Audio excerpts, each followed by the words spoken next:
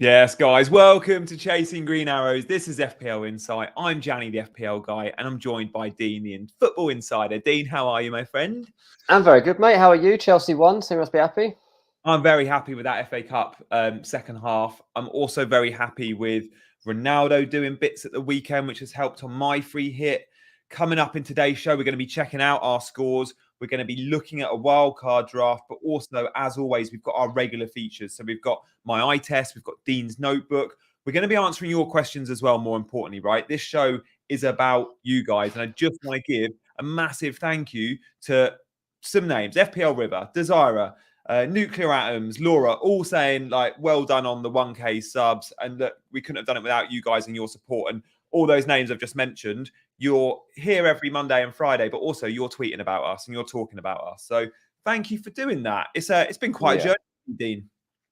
Yeah, it feels quite weird, doesn't it? Like, it started out of nowhere, pretty much, in terms of a live show and people just coming in hope more than anything. And yeah, just like you say, we've got some loyal ultras that have been here since day one. So thanks to all you guys. But there's been a lot of new names cropping up too. Look, we know that this show is worthy of more than 1,000 subscribers, but that doesn't mean that it's easy to get more than 1,000 subscribers. But yeah, look, we're on our way up, and by next season, hopefully, we'll be one of those go-to places for FPL. Love that. I hope so. Let's have a look at the weekend so far, because it's been eventful. What's your take from the FA Cup so far, Dean? Like, I didn't see Liverpool blitzing City as they did. Obviously, the Chelsea game was a bit more predictable, but Liverpool City was, I don't know, it was a strange one from City. We saw Foden in the midfield three. We saw some big names benched. We didn't see much goal-mouth action from City either. No, I mean, obviously, people talk again about Pep and rotation and his squad, but how much of it was forced on him, I don't know. Like, I'd suggest that De Bruyne and Gundogan aren't fit if they didn't figure at all. Also, you can't account for a goalkeeper making a howler like that. So things like that happen. You can't react in time. It's just unfortunate. Ultimately, something has always had to give. Like Man City or Liverpool had to lose, and it turns out it's Man City. I thought City showed a lot of character to even bring themselves back into the game in the second half. But that first half performance from Liverpool was very convincing. Like I said on here a couple of weeks ago, I think maybe when Becky was on, I think Liverpool are going to win the league. And I felt that from at that moment, I said they've got the momentum and they've got more than anything, they've got the belief.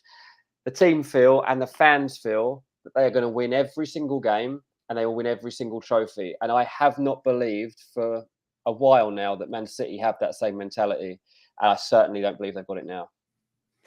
Yeah, it's a big call. When you said that on our prediction show, I saw exactly the place you were coming from, but I just thought, no, it's City, the depth of the squad, it's Pep, but seeing those teams go head to head, Liverpool look like the winners. They just look like they've got that momentum and they got that spirit. Yeah, I think they're favourites. I think they're favourites to win the league now. I really do.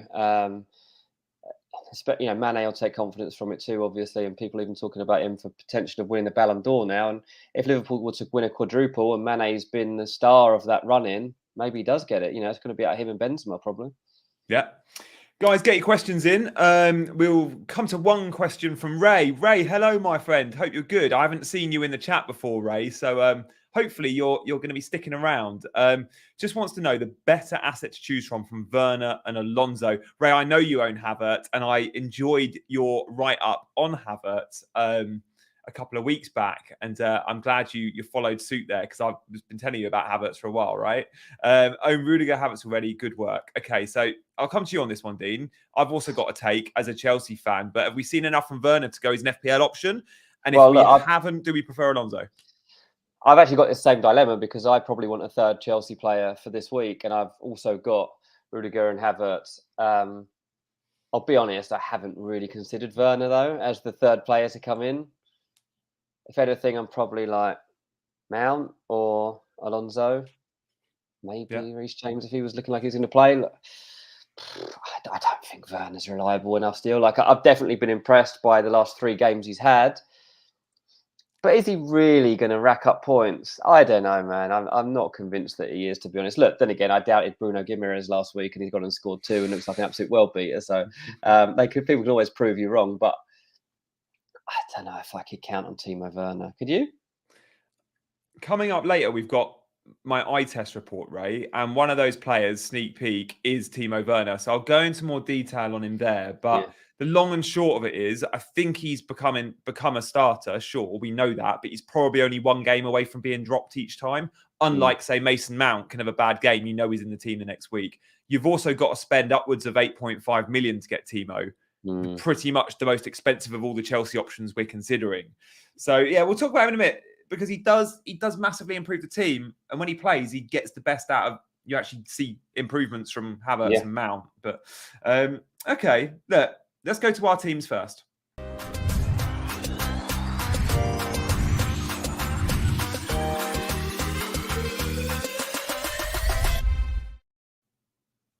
Here we go, Dean. I'm sick of this game, mate. I'm absolutely sick of it. Like, I can't predict anything anymore. Whoever I pick doesn't perform. Nonsense, to be honest. Chris Wood comes in. You told me he was going to be good. He got 2 points and subbed. You've got a lot of players to play. You've pretty much got every. I think you've got every player to play. Yeah, we've got every player to play. You've got 11. That's a fair point. Every player still has to play. But for the warm-up that they've just had, they've been absolute rubbish. Nobody's done anything, literally. Yeah, we've seen some scores in the chat. I think our former mini league winner, Mohammed, said, let's not talk about FPL this week. We're only on 14 points. And I must admit, like, I try not to look too much at mid-game week scores. So we'll blitz through this and perhaps obviously I wouldn't normally have even. I have barely looked at this team since until this morning when we were asked to send in our teams so the producer could whack them on the screen. I hadn't even looked at how many points I had because I knew I didn't have any. But as you say, every single player's still got to play. We'll see. Jasper, turn it off. Under 10 after a weekend just looks horrific. Jasper.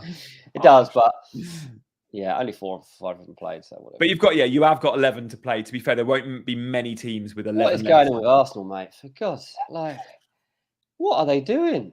Yeah, and Saka had chances. Yeah, Foster had a worldie, didn't he? But Arsenal, they're just not. They're not putting it away. They're just not doing it. Like, third game in a row. Like, just say, like, I think this has actually been one of the most unpredictable seasons we've had in years. And actually, I found it from an FPL point of view more unpredictable than when we were in lockdown. And we had like all the COVID cases. Like, I've found it really hard to get on form players and decide which players are going to like produce the goods week to week. I don't know if you're the same. I mean, obviously you're not. You're top 5,000. But I don't know. I've just found it really, really weird year. Oh, I love that. Flapjack, big Reading fan. I think, Dean, you've been on Flapjack's pod, the FPL surgery, before. I'm sure you have. He says it's more points than Fulham. Well, we're going up tomorrow night, so I'll see you there. Yeah, exactly. How did Reading get on today? I was listening. I heard on the radio. I think they drew 4-4, didn't they? 1-0 up and then 2-1 down. I heard, and that was it. Was there a game? It was a game that was 4-4 today. I don't know if that was Reading. For some reason, it was Reading. Yeah, Reading Swansea was 4-4 today. Cracker. And Reading were actually 4-1 down in that game. So after going 1-0 up, 1-0 up, 4-1 down, drew 4-4. Love that. That is more of a shambles than my FPL team, I think. CTK has said about Ronaldo, 59 points with 10 to play. Well done. But if that's a Ronaldo captaincy, that's pretty much a 57 points. But they all count, right? And we're going to see my team next. And I didn't captain Ronaldo. And I'm absolutely devastated. You thought about it? I did. I was 50-50 all week. In fact, I think Flapjack may have gone Bruno as well. But yeah, look, maybe Bruno scores a hat-trick against Liverpool. Unlikely. But I'll take the Ronaldo points even without captaincy. I don't have 11 players to play like Dean, though. Even though I'm on a free hit, I frustratingly burnt 2 of those spots on Spurs players who didn't show up and didn't look like scoring. They didn't look like scoring, did they? That was a massive surprise. I thought they were going to blitz them. And again, another team, unpredictable. Like this, stick them in the boat with Man United and Arsenal and Tottenham. Like Tottenham, Arsenal, Man United. Even West Ham now in the Premier League. All 4 teams just do not know what you're getting week to week. So annoying.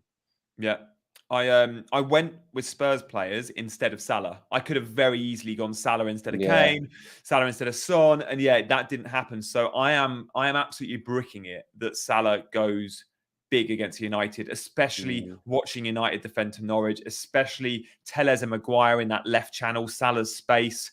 They didn't look good against Pukki and co. So I think Salah could absolutely go big midweek. I'll be watching that one from behind the sofa. And then Newcastle, they didn't deliver either with the 2 pointers. I had the wrong Bruno, as Jasper said.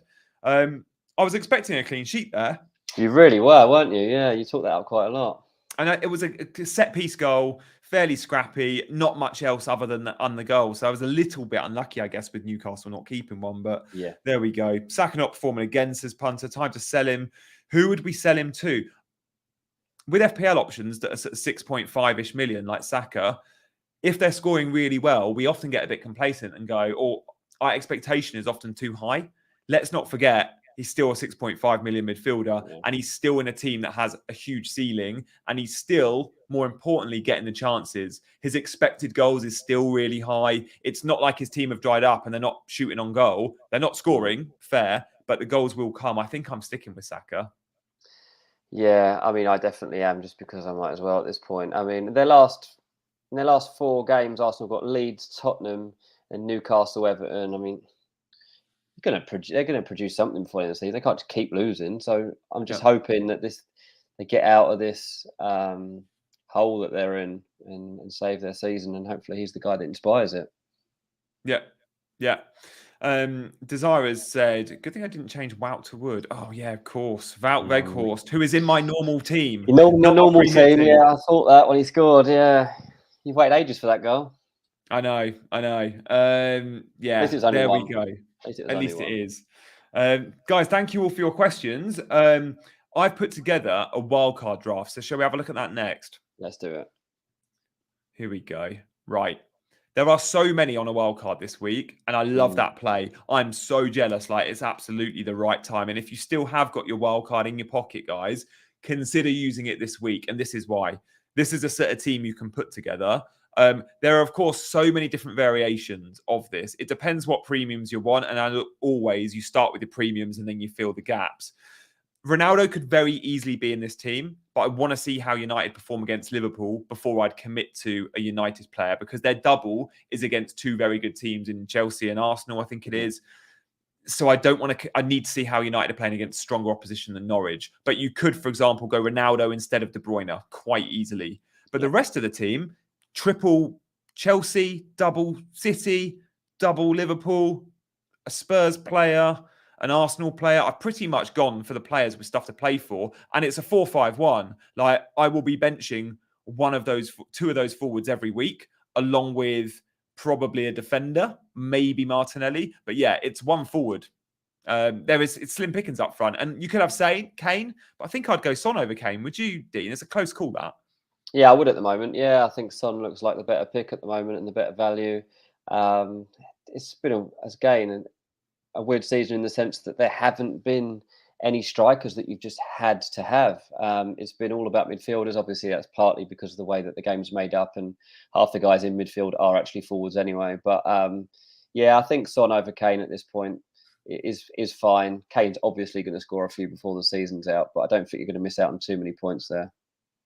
Great question from Jasper. J-Rod needs explaining. He does. It could be Breyer. Same price. Breyer is a little bit more expensive, and I had £0 left. So it was a forward that will get some minutes. And he's starting for Burnley at the moment up front in a 2. And they do have a double game week. This, of course, would depend on your chip strategy as well. Like, if you're wildcarding, you got a free hit to hand or a bench boost to hand, you build a very different squad. If I had a bench boost in my pocket, I wouldn't be able to write off 2-3 substitutes, 2 bench players. And at this point in the season, if you don't have a bench boost, don't be building good squads. You give yourself a dilemma every week. Put more money in your 11, which is why Gelhardt and J-Rod are in that team, because I just want them on the bench. Yeah. I don't need them to get points. And it's the time of the season, unless you get a big injury, the guys I've got in my midfield, for example, and in defence, you expect it to pretty much start every week. Like, we're not going to see massive rotation, certainly from Liverpool, and hopefully not from Cancelo or De Bruyne. We might see it at City, but not those 2 guys at City, Dean. No, I don't think so. No, especially, De Bruyne obviously didn't play at the weekend. So they'll want him back for the run-in as much as they can, because they rely on him so much, and you notice when he's gone. And this is when he hits form. You know, we all knew that coming into the stage of the season that De Bruyne was going to be one of the guys we would all want.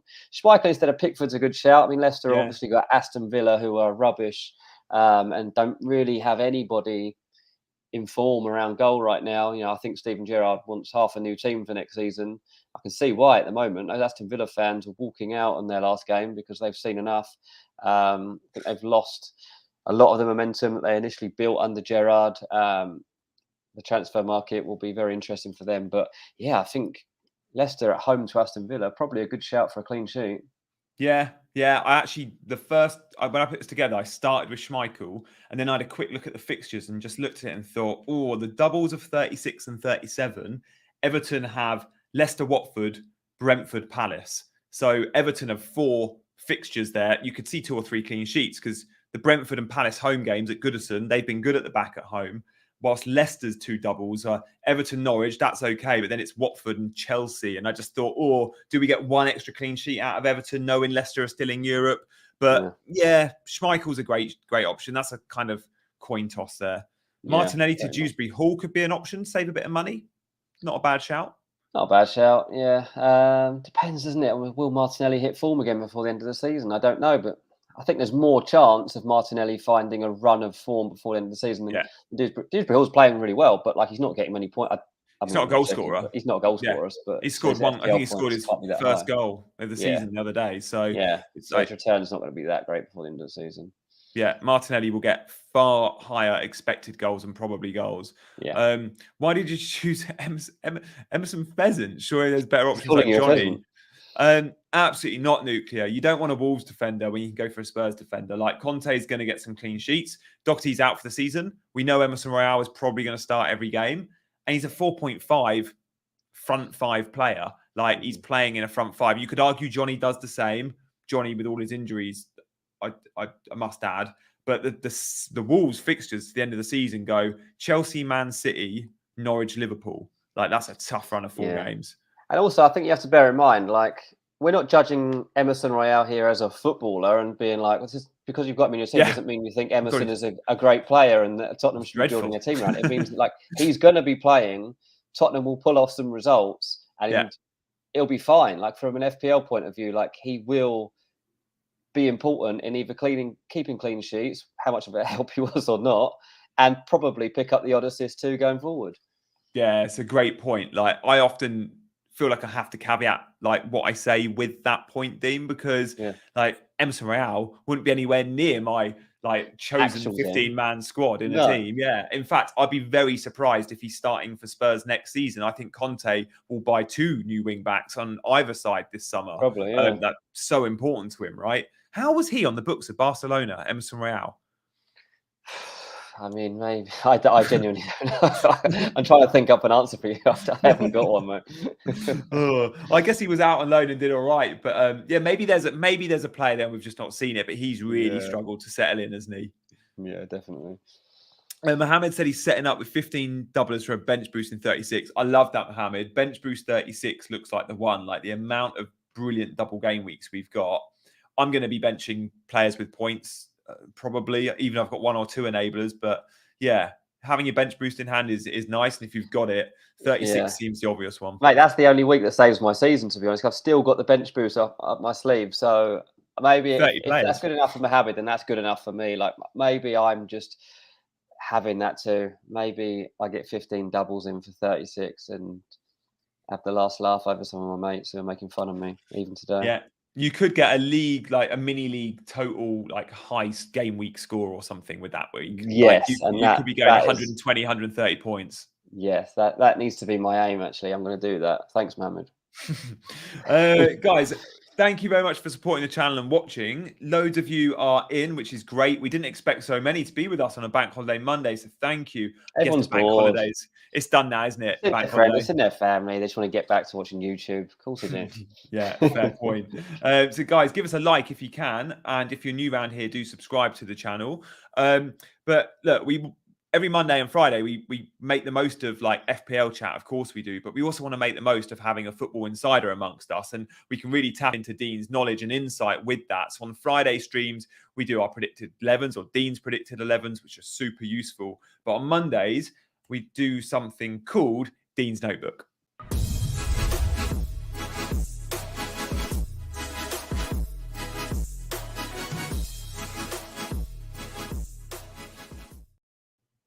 Called Dean's Notebook, titled DJ's Notebook. Apologies. That's fine. That's fine. Yeah, so I'm just going to run through a few here.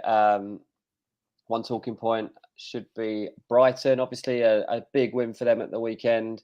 And I thought it was interesting the way they pulled off this win, because in the build-up to that fixture, Graham Potter, whose reputation had been questioned a little bit over the past few weeks, and saying, is this guy really that good? Is he a bit of a fraud and he's trying to build a reputation out of nothing? Well, no, he's not a fraud at all.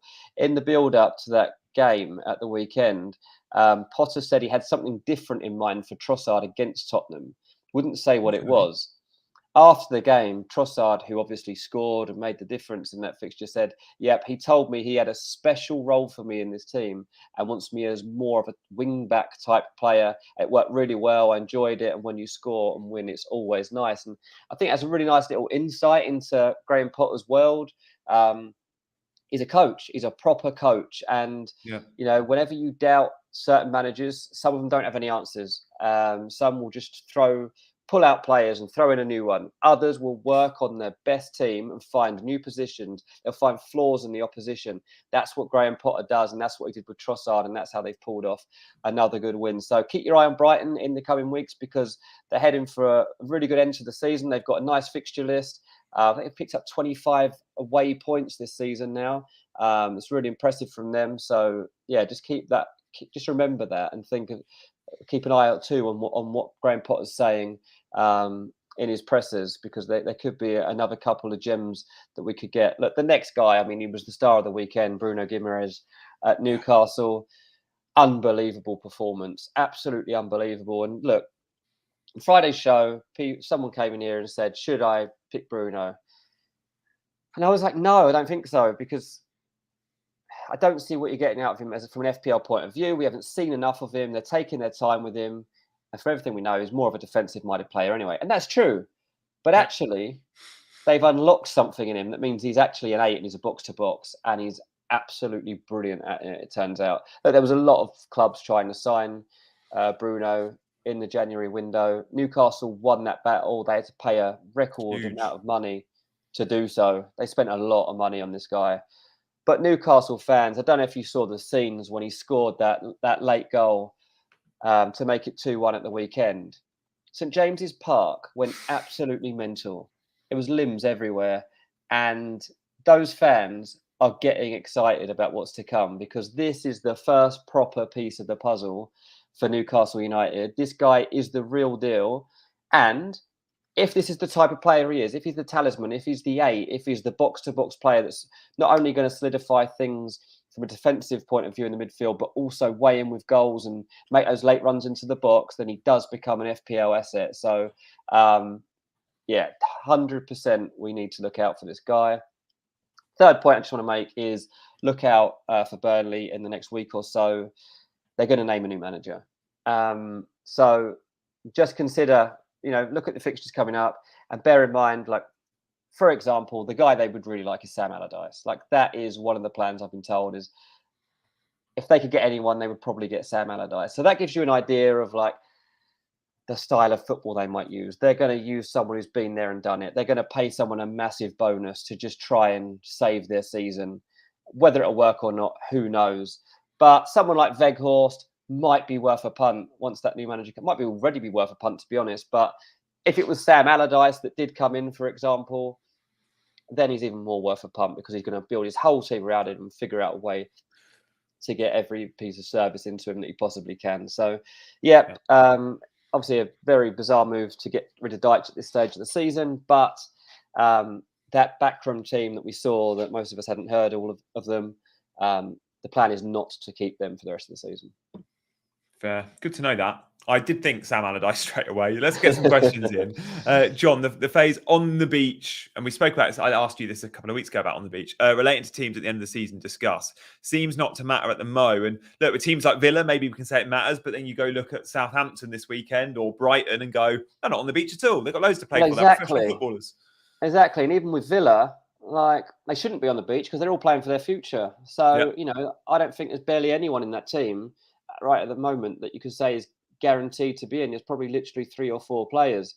So I don't think they can afford to be on the beach. So there's some big performances there. Newcastle are now 14th in the league, which is unbelievable considering where they were. Already on 37 points. They're not on the beach because they're having the time of their lives at the moment. So that's true. Crystal Palace, maybe they will be, maybe. But like you say, Southampton still pulled out a result. So don't write off anyone at the moment. Yeah. Palace is an interesting one. Knowing that FA Cup would have meant so much to them, knowing that the kind of their season was going to be determined by the FA Cup potentially. I'm interested to see them because they've got a double coming up, Palace, and a few people have got eyes on the likes of Mateta. And I think they're going to double now in 37, which might be when a lot of people are on a free hit. So it'll be Aston Villa and Everton. It's quite a nice double for those on a free hit, maybe. Luke Rams, how light a City squad has become with their recent injuries. I wouldn't ever call it light City squad, even with injuries. I mean, Diaz was a big loss. KDB still made the bench at the weekend. Yeah. Like, we don't know the extent of these injuries, really, to be honest, yet. Either, KDB didn't play, Gundogan didn't play. Rodri didn't play either, did he? Rodri didn't start. That was a weird one. Didn't start. Edison didn't start. But, how much of that was... Like, one of the comments from Pep was that he spoke to his medical team to get advice on who could play and who couldn't. Yeah. And that doesn't mean that those guys were necessarily injured. It might have just been that they were at more risk of injury after playing such a high-intensity game in the Champions League. Good point. On the back of that other game against Liverpool last week. So it might not be that these guys are actually injured. It might just be that they couldn't have risked playing them in that match because they would then be injured. So let's wait and see. Let's wait and see the back end of the week. With Pep, we're never going to get clear answers either. So the biggest thing I can say for those worried about Man City players is, watch the press conferences and tune in to us, and we'll be updating you on Friday. But training photos are always a good one. Are they training? Are they picture training? And if so, are they with the group doing ball work and stuff like that? That's usually a good indicator. Mohammed, Eric Ten Hag, I was scrolling through all Newcastle training photos on Friday night last week. Friday night, and there I was going through 60 pictures of Newcastle's training just to make sure my free hitters had been ridiculous. Mohammed, Ten Hag confirmed. Thoughts? Is it? When will... Maybe the question is, when will Ten Hag be confirmed? Thoughts? Oh, yes. I thought he was saying he's been confirmed. No. I was thinking, is this breaking news? Because, every day I'm like, it's surely close. But what's your take, Dean? When will we hear? I think it'll be the next couple of days. I mean, obviously, Ajax had a cup final this weekend, and they actually lost it. They lost 2-1 to PSV. Which isn't a great sign, is it? So I imagine it's in the next 48 hours. I imagine they'll announce this.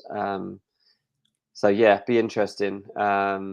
Certainly by midweek, I would imagine, and definitely by the time we next record, we'll have Ten Hag confirmed as the next Man United manager.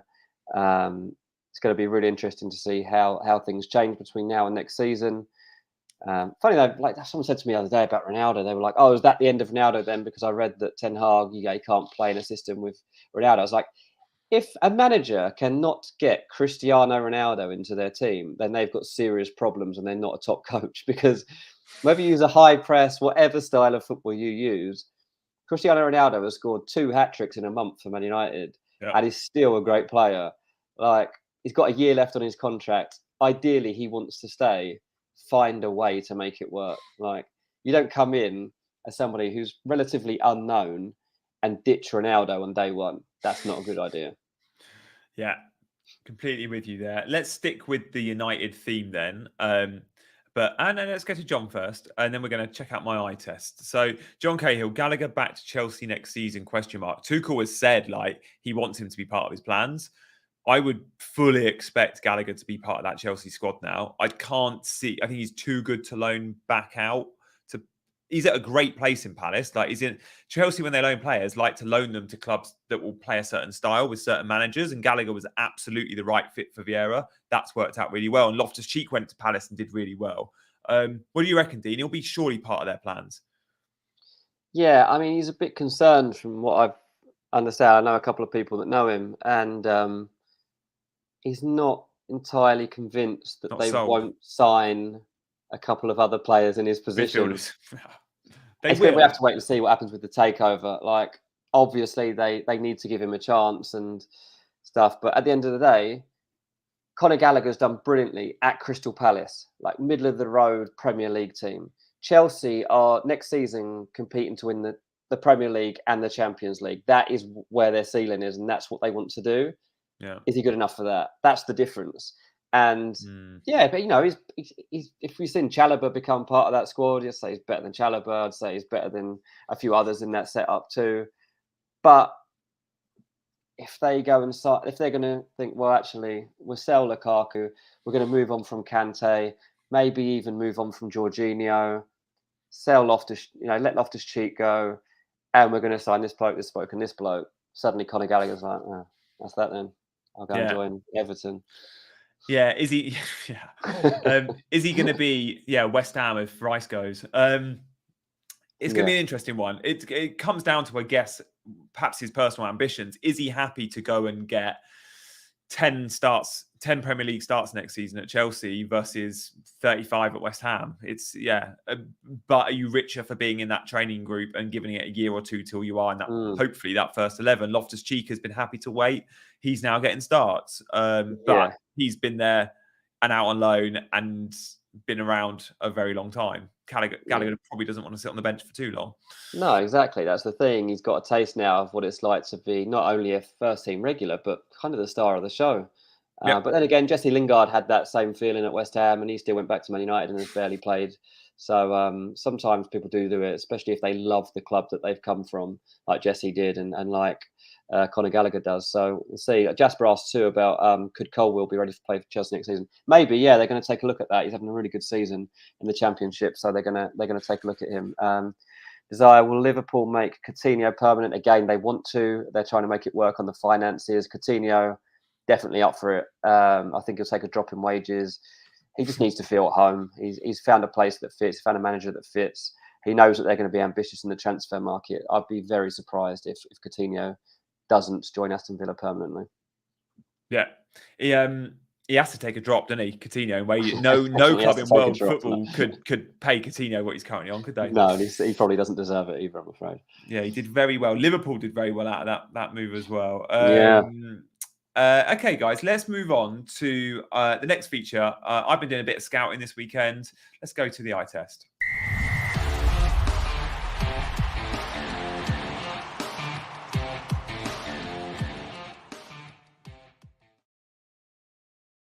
If you're just joining us, guys, thank you for watching. We've got about 15 minutes left. We've got lots of questions to answer. But next up, we've got the eye test, which is where we've had Dean's notebook, where he gives us a little insight into some of his Football Insider info. This is where I kind of just let you guys know about some of the games I've been watching and how that might work from an FPL perspective. So we're going to look at United, Chelsea and City. But more importantly, we're going to speak about some individual players. So Foden and Werner coming up. But first up, just want to touch on United. Like, there I was putting together a wildcard draft that you've seen 15 minutes ago. And I realised I've got no Ronaldo. He's fresh off a hat-trick. He's about to go into a double game week. But it was against Norwich. And I just want to see, how do United play against Liverpool? Because if they get spanked 4-5-0... Not very well, probably.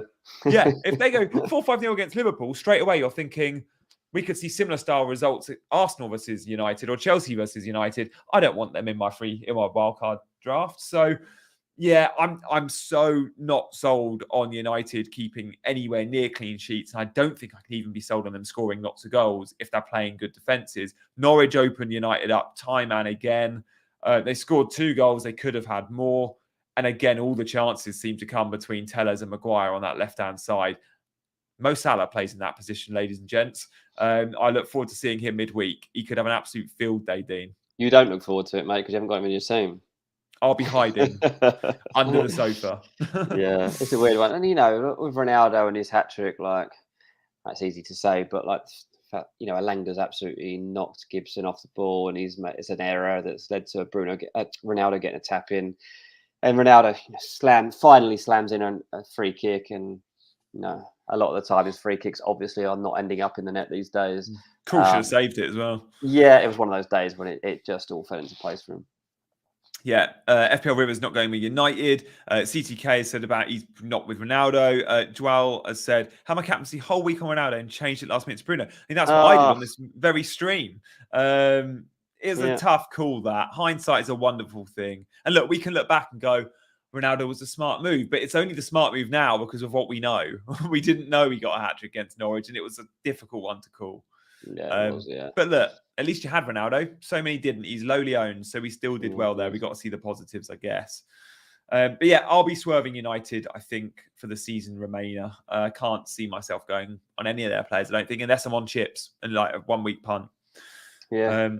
Let's have a look at Chelsea next with Timo Werner, because what we've had really recently in FPL is no forwards to pick.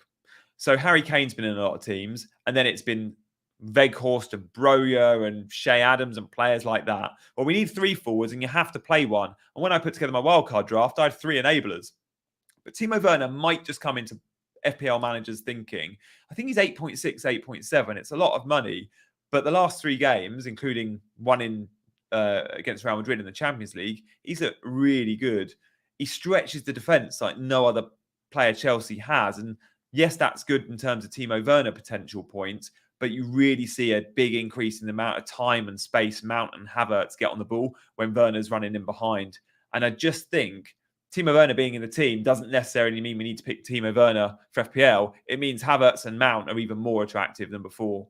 So I think you probably look at those guys who are also considerably cheaper, like save money and get more points every time they score because they're midfielders. Yeah, I regret getting rid of Mount a couple of weeks ago. He always comes up with performances when Chelsea need them, and he took his goal brilliantly in the FA Cup at the weekend. He's really consistent performer. Coaches love him because he carries out instructions. Doesn't have much of an ego. Great lad, and he's a really good player. And I think he's a good FPL player too. And now with Chelsea out the Champions League as well, like less risk of any rotations, any experimenting. I'd probably be looking to get Mount too. Yeah, I think my top 3 Chelsea picks would be, now they're out the Champions League, Reece James would be in my thinking, and I've got James. It'd be James and Havertz, and then it's a bit of a coin toss between, do you go for an extra defender or extra midfielder? If it's defender, Alonso, we know what he can do in FPL. Again, not one I love as a player, but FPL Alonso. So it's James, Havertz, and then either Alonso or Mount. Then it's Werner, and then probably Rudiger with the lower ceiling. Yeah, I mean, Jasper's saying surely Pulisic, Ziyech, and Lukaku get minutes, but how many minutes? Like Lukaku's going to get about 10 here and there. They're not going to be getting starts. All of them could be moved on in the summer as well. Like there's definitely potential for at least 2 of those guys to be gone. Zodak said he's gone Havertz, Silva, and Rudiger. Yeah, I guess you've gone for assurances of starts there. Like Thiago Silva, when we're back to playing once a week, we know starts, and Rudiger starts every game. But the ceiling's so much lower with these guys. You've got to think best case scenario, other than something out the ordinary where they get 3 bonus or a goal or assist, you're pretty much looking at 6 points at the ceiling. If you're looking at players like Mount and Reece James, the ceiling on a good week is probably 10 and above. So personally, I prefer those sort of higher reward players who perhaps a bit more explosive. But look, Rudiger and Silva tick along nicely too.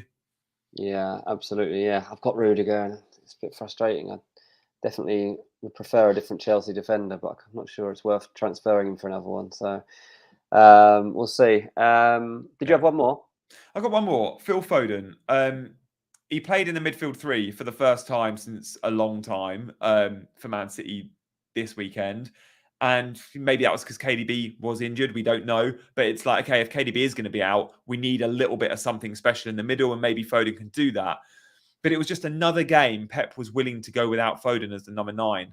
And I thought in that big game, knowing how well Foden has played in that 9 role, I think we saw in the Champions League recently him not playing 9 again. And I'm thinking, okay, is Pep doing this thing at the end of the season where he goes and throws a spanner in the works and goes, "Oh, Grealish is my new 9 or Sterling." And I was pretty set on Foden for my transfer in this week. I've got enough money in the bank to go Rafinha to Foden. It was all planned out. And the last 3 games have made me realise Foden is far from nailed in that number 9 role. I think he's probably going to start most games, but I wanted him up front. And if he's going to play more in the midfield or even more out wide, he's not as good an FPL option. So a bit like John says, it's a no-done from me. Yeah, I've got him again, and I thought the same as you. The fact that he's still going to be playing means I'll probably just keep him. Yeah. He would, still contribute between here and the end of the season. I haven't got much to lose at this point. So that'll be fine. But yeah, interesting, and it'll be interesting too to see how he transitions and whether City do actually go and sign a 9 in the summer. I've got pretty sure they will, to be honest with you. Top 3 Man City picks. What are you saying?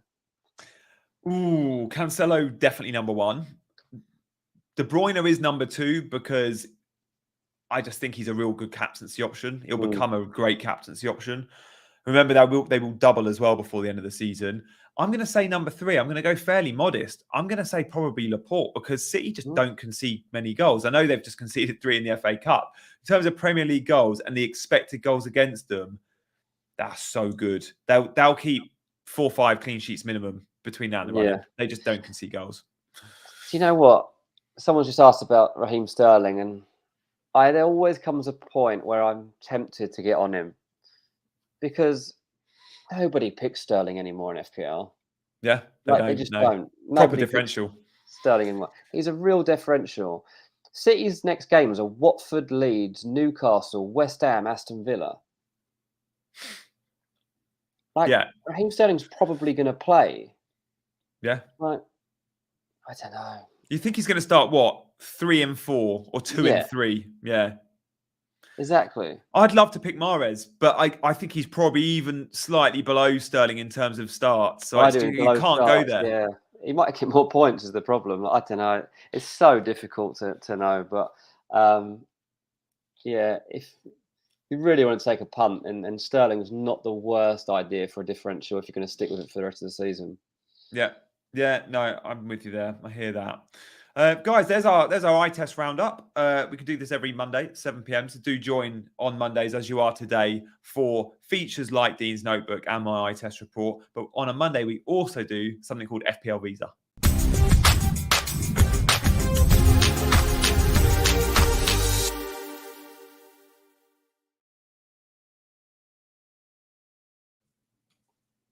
Yeah, so if you haven't seen us before, on FPL Visa, we come up with a few names in each position, and Gianni gives us his insight on what he would do right now. Would he accept them into his team? Would he reject them? Or would he delay the decision? 1 from each position this week, mate. The first one I'm going to throw at you in the goalkeeper position is Forster. He played so well against Arsenal.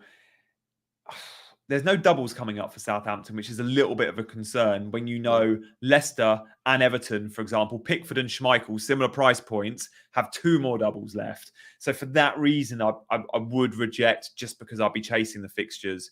Yeah, did have a good game though, like for sure. Like it's a tricky one again, like real life versus FPL, like real life, absolute stormer, FPL doesn't really matter.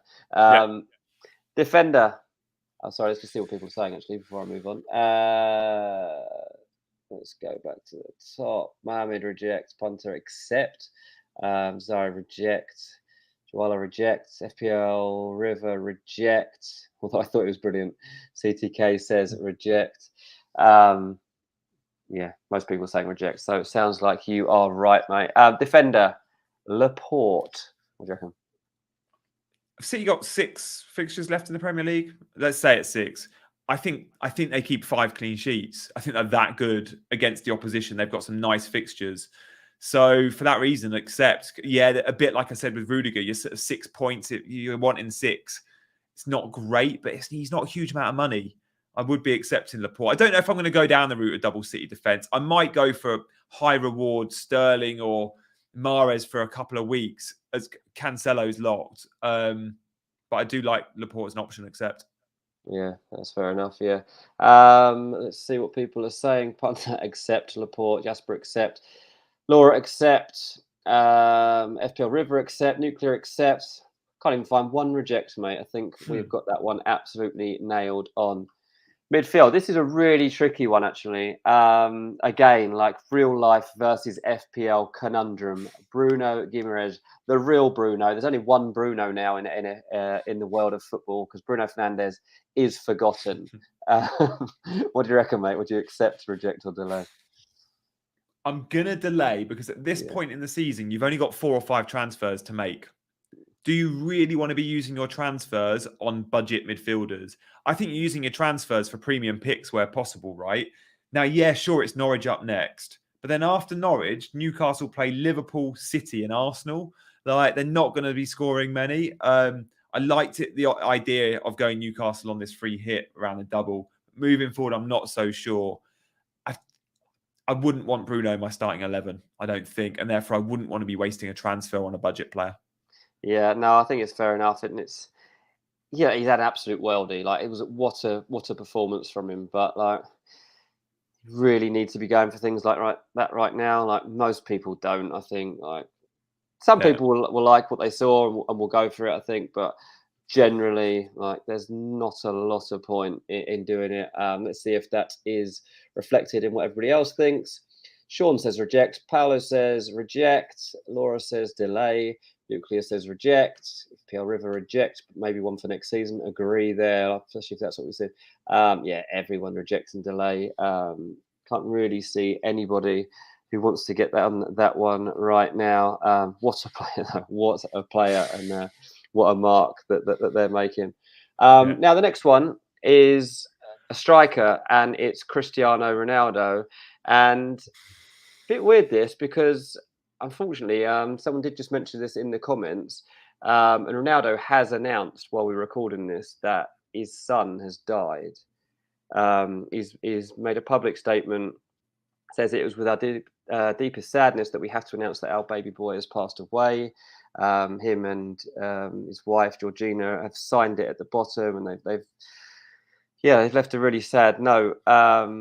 And obviously, like, who cares about FPL when it comes down to stuff like this? But at the end of this week, we will know whether Ronaldo will even be playing right now, because this is way more than matters in terms of FPL. And you would imagine there's a reasonably good chance that Cristiano Ronaldo will not be in the right mindset to play football if his child has just died, unfortunately.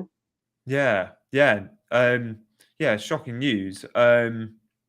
I was thinking before that news, I was probably thinking it's definitely worth looking at Ronaldo. And look, I'm sure, of course, we probably likely he'll be playing. I'm sure. I don't want to speculate too much, but between now and the end of the season, you'd expect it. But I'd want to wait and see on United, not just because of this Ronaldo news, but just seeing United. Like, I don't think I'm ready to back a United player, and certainly not a sort of premium asset.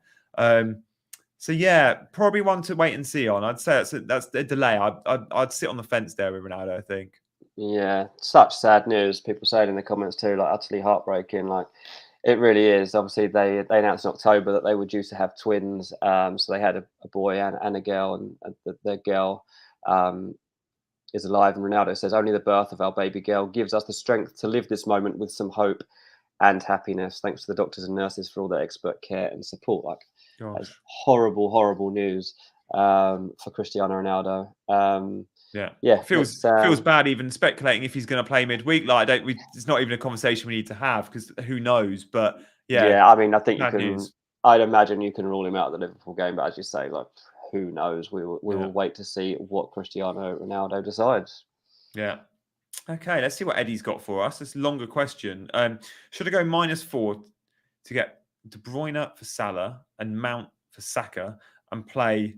Okay, that's your 11. So let's just look at the top line of this. Should we go De Bruyne for Salah and Mount for Saka? I mean, so that's De Bruyne and Mount in, but selling Salah. I don't know, because I think Salah and Saka, sure, they've not been scoring big recently. They are two very good FPL options, and you expect them to come good again. Like, Salah's about to go into a Merseyside derby. Big game. He'll love that. Then he plays Newcastle. He's still got to play Villa, Southampton and Wolves. I wouldn't want to sell Salah. I just wouldn't go there. No. I've made this mistake a couple of times before. Especially the title. And the It golden does boot. not end well. Liverpool are going for a quadruple. They've got the momentum. They've just seen off Man City in a cup competition. They are right up their backsides in the Premier League. They've got a decent run of fixtures. They're full of confidence. Mo Salah is the poster boy of this team.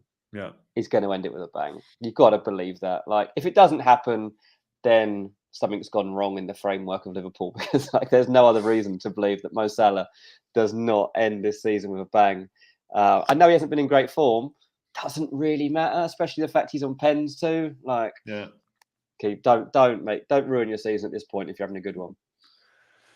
Mike's thinking of selling Son. Mike, ask yourself, if Son didn't blank at the weekend, would you be even considering this? He's been flying. Don't let 1 week change things too much in your thought process. Like, it was an off day. They're going to play Brentford and a tired Leicester next. They've still got to play Burnley. They've still got to play Norwich. These are games Son can get 15, 20 points. He's that good. And look, I like your ideas for transfers in on it. Mount could do well. Getting Cancelo and James is important, but is there another way? I mean, selling Son isn't something I'd want to do.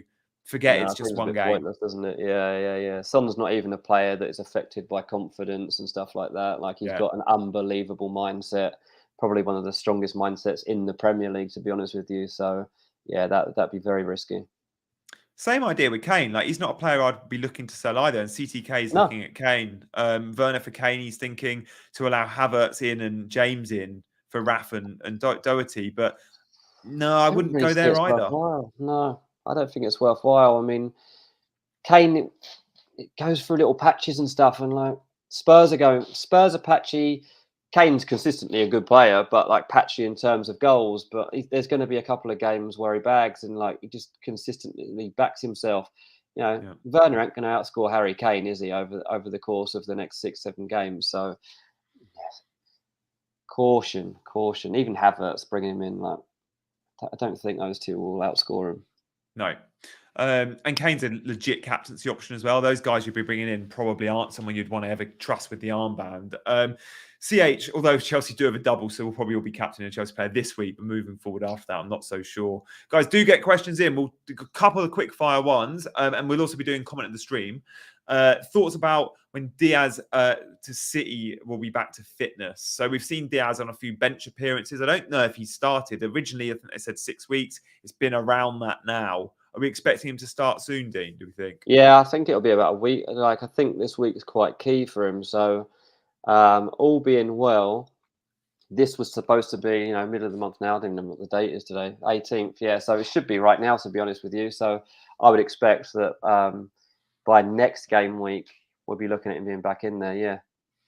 Thoughts on Guaita for the run-in? It was Butland in goal at the weekend, wasn't it? Mm-hmm. I'm guessing Butland was the cup keeper. I presume so, know. yeah. I mean, I didn't actually check it out, but I presumed that when I saw it.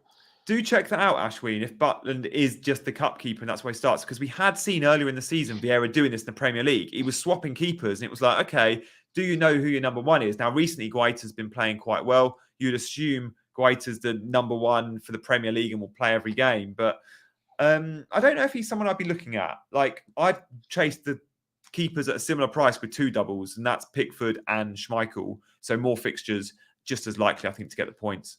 Yeah. Taufik says, when should he use his bench boost, wildcard and free hit remain? I mean, you've barely got enough weeks, mate. You better just start hammering them out. Yeah, you can only use one a week. So it's got to be wildcard this week. If you haven't seen the start of this episode, sort of 15 minutes in, go back and watch the wildcard draft I put together.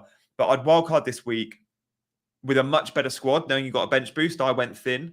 And then I'd bench boost in 36, free hit in 37. Because on your wild card, you probably don't want to put in players who double in 37. So that free hit 37, the teams that double are the likes of Villa, Palace, Everton, Burnley. You could go big on some of those players just for 1 week only. Nuclear Atoms, do you still see Rudiger staying at Chelsea even after the ban? Oh, I'll answer it, but I want Dean's take on this. He's someone that's got way more in the know than me. 2 Spanish reporters have said Real Madrid, and Nuclear is a massive Real Madrid fan, I might add, are interested in him after his Champions League performance. I think Real Madrid were interested in him way before that Champions League performance, but we've seen him linked with Juve and Bayern Munich and Barcelona. All the big teams want him, so he's going to be free. Yeah, he's got a decision to make at the end of the season. He's going to take his time a little bit to see what happens with the takeover because it's been suggested to his agent that whoever comes in is going to make him a big offer to stay. And that would make sense, wouldn't it? I mean, No. under Abramovich, it was done pretty much. Depends really who remains in the background at Chelsea as to whether Rudiger is open to it, because there's been a couple of minor issues that have held things up in terms of a new contract, which I can't really go into on here. But in terms of a transfer, he's most interested in Real Madrid and PSG right now. They're both offering him extraordinary money. They can both offer him, a world of ambition and basically the biggest trophies in the game. So going to be a case of which of those teams he fancies becoming a part of. That they were the two that were told to me by people pretty close to him that he's most heavily considering. Interesting take. Love that. Good stuff. Laura, thoughts on transferring out Saka to Mount? I don't mind that. I said earlier I don't want to sell Saka, but if that's your only route to a Chelsea midfielder, playing twice. That's good, yeah. I think that's wise, to be honest. I think that's a good one. It's a move I will consider this week. Yeah. I'm bringing in either Mount or Alonso. I might go Doherty to Alonso, but that's another option. Do we think Gordon, White and Pukki is good for a bench boost in 36? Gordon has a double, so yeah, Leicester and Watford. White also has a double. He plays Leeds and Tottenham. And Pukki, does he have a double? Yeah, West Ham, Leicester. That's a fantastic bench boost. 3 players playing twice. Absolutely, bench boost 36 for sure. Paolo, what do you reckon here, Dean? Need to downgrade Wood. Should he go Pukki or Mateta? Oh, tricky one, isn't it? I do like Mateta, but I'm not sure how many goals he's going to score. I don't know if you listened a few weeks ago, Paolo. I said on here that Mateta is basically has the opportunity to be Palace's number 9 for next season and to try and save him some money in terms of going forward and signing another one. So he's certainly got the backing of Vieira to go and prove himself. They've got a nice run of games, actually. Just look at it. Leeds, Southampton, Watford, Villa, Everton, Crystal Palace. Like, that is a really nice run, to be honest. Norwich, Newcastle, Villa. Well, that's actually not that dissimilar. Get on Mateta. I fancy Mateta. Yeah, I don't mind that call. Okay, next up. What we got? I think we got another question for you guys. We might have had a little bit of a screen freeze, so I might take a question from the chat in that case, or is one going to pop up now? Here we go. John, we have the golden boot and the golden gloves. Should we have the golden shin pad for the best tackler? Who would it be, John? Is this comment of the streams? This is worth. Yeah, this is absolutely the way to round it off, I think. Who is the best tackler in the Premier League? Like, I wish you got points for this, by the way. If someone made an unbelievable tackle, they should get a bonus point.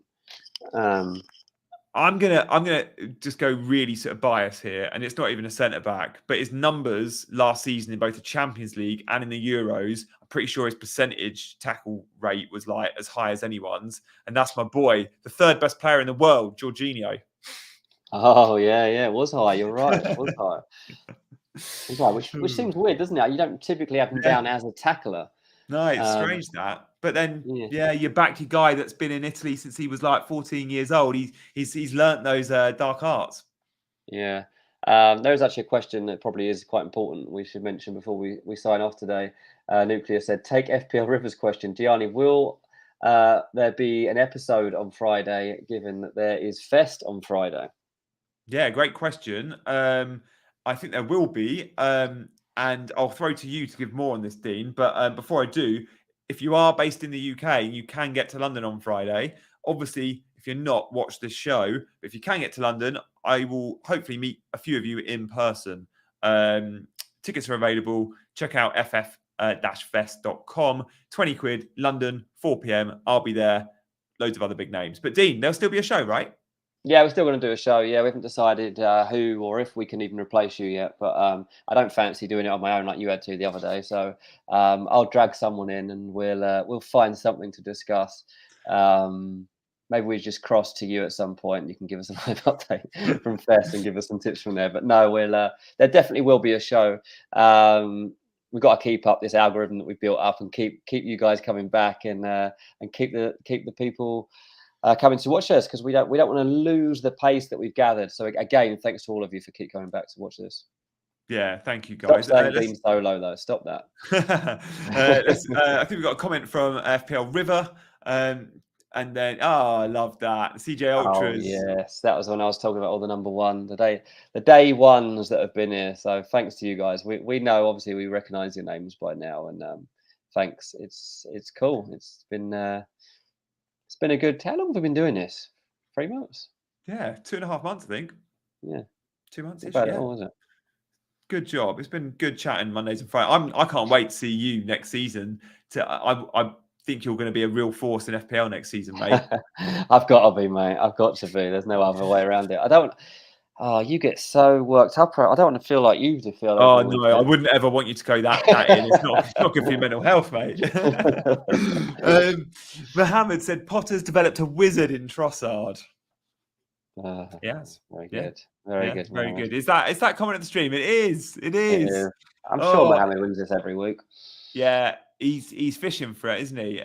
Nuclear. We don't talk about Bruno like that. And Bruno, he was also earlier mentioning Nuclear. I think that we had the wrong Bruno in my team. Yeah, you're quite right.